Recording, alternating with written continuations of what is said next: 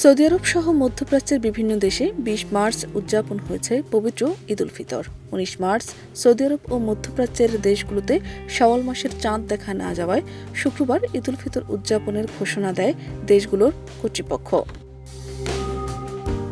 ঈদের জামাত অনুষ্ঠিত হয়েছে সৌদি আরবের মক্কার পবিত্র মসজিদুল হারাম ও মদিনার মসজিদে নববীতে। একই সাথে সংযুক্ত আরব আমিরাত, কাতার, কুয়েত ও বাহরাইনের বিভিন্ন মসজিদেও আজ ঈদের বিশেষ জামাতের আয়োজন করা হয়েছে। খুতবায় ইমামরা বিশ্বজুড়ে শান্তি, স্থিতিশীলতা ও মুসলিম উম্মাহর ঐক্যের জন্য দোয়া করেন।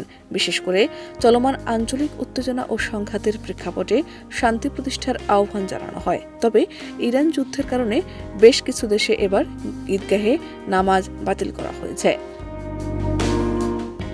ঈদের নামাজ শেষে মুসল্লিরা একে অপরের সঙ্গে কোলাকুলি ও শুভেচ্ছা বিনিময় করেন। অনেকেই পরিবারের সদস্যদের সঙ্গে সময় কাটাতে বাড়ির পথে রওনা দেন।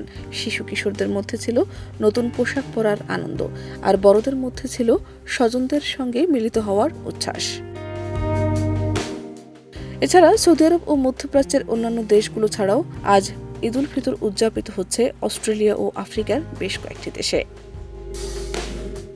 অন্যদিকে এশিয়ার অনেক দেশ বৃহস্পতিবার শাওয়াল মাসের চাঁদ দেখা না যাওয়ায় শনিবার ঈদ উল ফিতর উদযাপন করবে। এমন দেশগুলোর মধ্যে রয়েছে Bangladesh, Bharat, Pakistan, Iran, Libya, Morocco সহ এশিয়া ও আফ্রিকার বেশ কয়েকটি দেশ।